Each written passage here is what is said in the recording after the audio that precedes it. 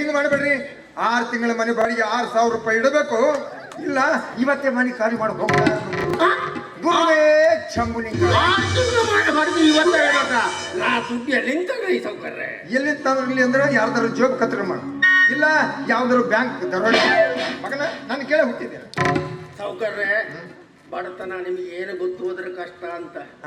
ಬಡವ ಅಂತ ಗೊತ್ತಾಗಿತ್ತಲ್ಲ ಹುಟ್ಟಿದ ಕೂಡಲೇ ಬಡವ ಅಂತ ಗೊತ್ತಾದ್ಮೇಲೆ ಎಲ್ಲರೂ ಪಾಲಿಡಲ್ ತಗೊಂಡು ಸಾಯ್ಬೇಕಪ್ಪ, ಇಲ್ಲ ಸಾಯ್ಬೇಕು.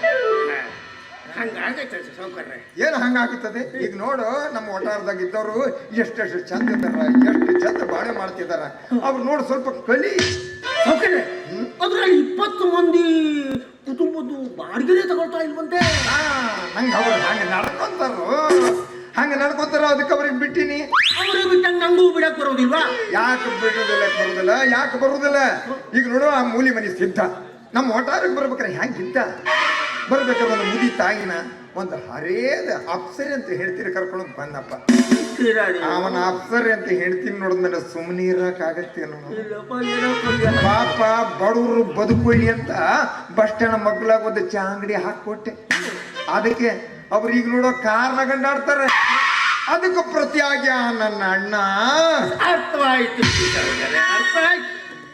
ಯಾವಾಗ ಆ ಸಿದ್ದನ್ನ ಅಣ್ಣ ಅಂತ ಕರೆದ್ರು ಪಾಪ ಅವನು ಹೇಳ್ತಿ ನಿಮ್ಗೆ ಎಷ್ಟು ಉಪಚಾರ ಮಾಡಿರ್ಬೋದು ಅಂತ. ಬಹಳ ಶಾಣೆ ನೀನು. ಅದರಂತೆ ನಿನ್ನ ಅಣ್ಣನ ಮಗಳು ಸಂಧ್ಯಾ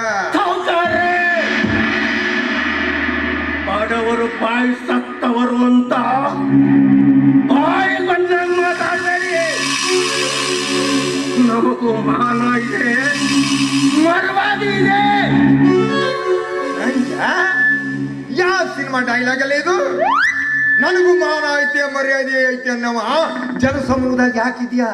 ಹೋಗು ಯಾವ್ದಾರು ಗುಡ್ಡ ಸೇರು. ಒಂದ ಮಾತು ಹೇಳ್ತೀನಿ ಕೇಳ್ರಂಗ್ಯ. ನಿಮ್ಮ ಅಣ್ಣನ ಮಗಳು ತುಂಬಿಕೊಂಡು ಒಳ್ಳೆ ರಸ ಪೂರಿ ಹಣ್ಣಿದ್ದಂಗಿದ್ದ. ಯೌವನ ಯಾರನ್ನು ಬಿಟ್ಟಿಲ್ಲೋ, ಕಾಮನೇ ಅಷ್ಟು ಕೆಟ್ಟದ್ದು.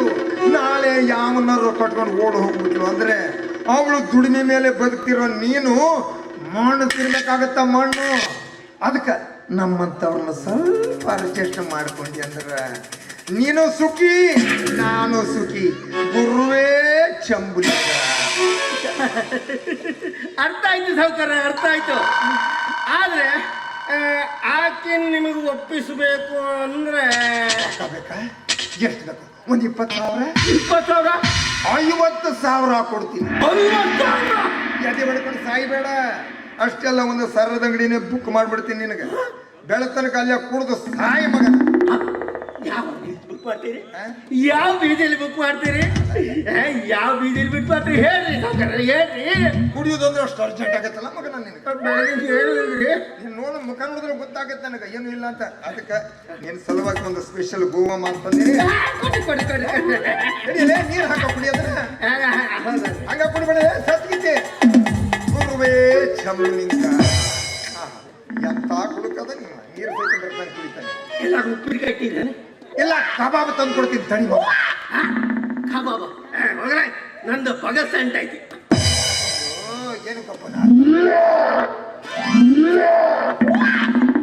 ಎಮ್ಮಿ ಸೌಕರ್ಯ ಒಪ್ಪ ಸೌಕರ್ಯ ಒಪ್ಪ. ನಿಮ್ಮನ್ನ ಮನೆಗೆ ಕರ್ಕೊಂಡು ಹೋಗ್ತೀನಿ. ಆದ್ರೆ ನೀವು ನನ್ನ ಮಗಳ 6 ತಿಂಗಳು ಬಾಡಿಗೆ ಮಾತ್ರ ಕೇಳ್ಬಾರ್ದು. ಅದ್ರ ವಿಷಯನ ಬಿಟ್ಬಿಡು ನೀನು. 6 ತಿಂಗಳು ಬಾಡಿಗೆ ಮುಟ್ಟೆತ್ತ ಬರ್ಕೊಡ್ತೀನಿ. ಆಯ್ತಲ್ಲ? ಆಯ್ತು ಸೌಕರ್ಯ, ಮನೆ ಹೋಗ್ತೀನಿ. ಆಕೆ ಕೇಳ್ತೀನಿ. ಯಾಕೆಂದ್ರೆ ಮದುವೆ ಅವಳಿಸ್ತಾನೆ. ಮಗನ ಈಗ ಕೇಳ್ತೀನಿ. ದೇತು ದಿಲಾತು ದೇನೆ ಮೂಲಕ ಘರ್ ಬಾತು ಇದೆಲ್ಲ ಬೇಡ ಮಗನ. ನಮಗ ಕೇಳಬೇಕು, ಆಕಿನ ಒಪ್ಪಿಸ್ಬೇಕು. ಆಕಿ ಒಪ್ಲಿಲ್ಲ ಅಂದ್ರೆ ಕೈ ಕಾಲು ಕಟ್ಟಿ ಒಪ್ಕೊಂಬಂದು ನನ್ನ ಮನ್ಯಾಗ ಹಾಕಿ. ಯಾಕೆ ಒಪ್ಪುದಿಲ್ಲ ಕೇಳ್ತೀನಿ. ಅವು ಒಪ್ಪಲಿಲ್ಲ ಅಂದ್ರೆ ಜಾಸ್ತಿ ಹಾಕಿದ್ರಿ ಹಾಕಿದ್ರಿ ಮತ್ತೆ ಕಾಲ ಹತ್ತಾಗ ತೋರ್ಸಲ್ಲ ಹಾಕಿದ್ರಿ ನೀವು ಹೋಗಿದ್ರಿ. ನಾನು ಹೋಗ್ತೀನಿ. ನೋಡಿ ಎಲ್ಲ ವ್ಯವಸ್ಥೆ ಮಾಡ್ಕೊಂಡು ಸರ್ವ್ಯ ಹೇಳಿ ಕಳಿಸ್ತೀನಿ. ಏನಾರು ಮುಂಚೆ ಬಂದೆ ಮಗನ ಜಾಸ್ತಿ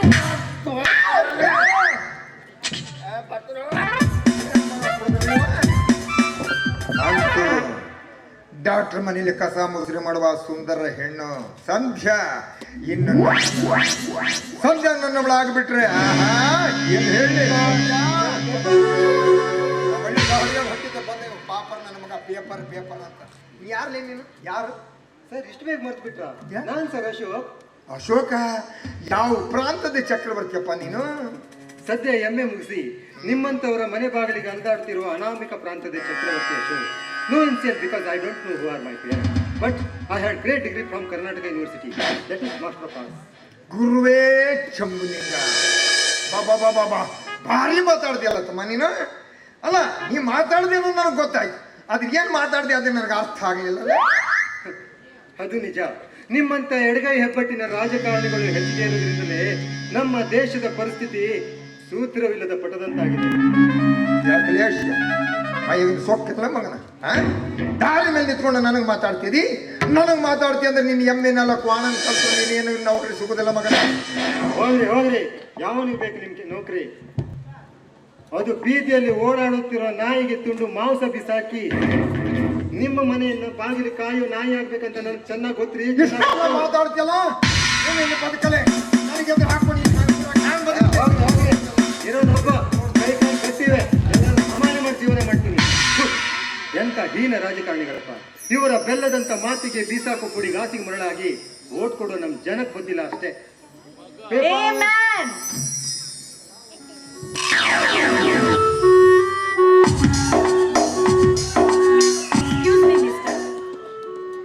ನೀನು ಕೇಳಿದಷ್ಟು ಹಣ ಕೊಡ್ತೀನಿ. ಈ ಬ್ಯಾಗ್ನ ಮನೆವರೆಗೂ ತರ್ತೀಯಾ? ಏನ್ ಮೇಡಮ್, ಒಂದು ಕೈ ಭಾರ ತೂಕವಿಲ್ಲದ ಬ್ಯಾಗ್ ಅನ್ನು ತೆಗೆದುಕೊಂಡು ಹೋಗ್ಲಿಕ್ಕೆ ಆಗೋದಿಲ್ವೇನು? ಅದು ನಿಜ. ನಿಮ್ಮಂತ ಮೈ ಮುರಿದು ದುಡಿಯುವವರು ಕಡಿಮೆ ಆಗಿರೋದ್ರಿಂದಲೇ ನಮ್ಮ ದೇಶದಲ್ಲಿ ಎಲ್ಲಿ ಅಂದ್ರೆ ಅಲ್ಲಿ ಬರಗಾಲ ಬಂದಿರೋದು.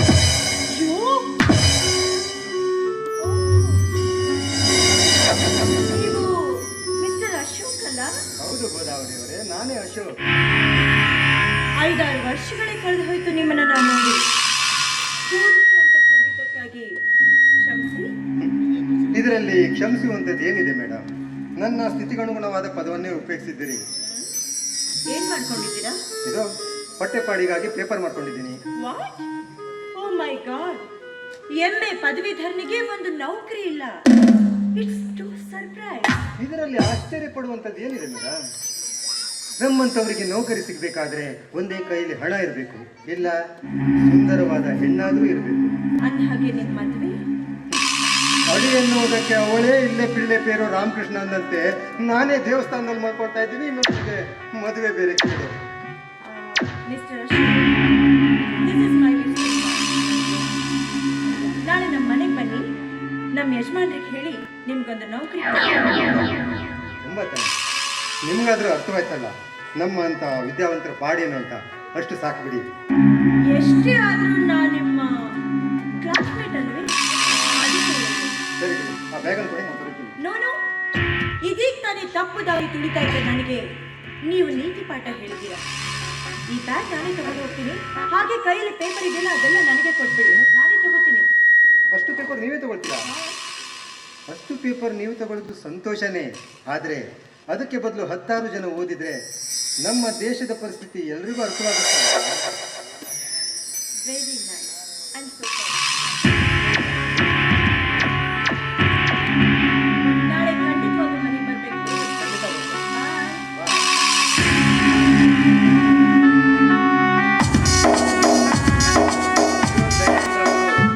ನಮಗೊಂದು ನೌಕರಿ ಸಿಕ್ಕಿದ್ರೆ ಆ ದೇವರಿಗೆ 100 ಕಾಯಿ ಹೊಡಿತೀನಿ.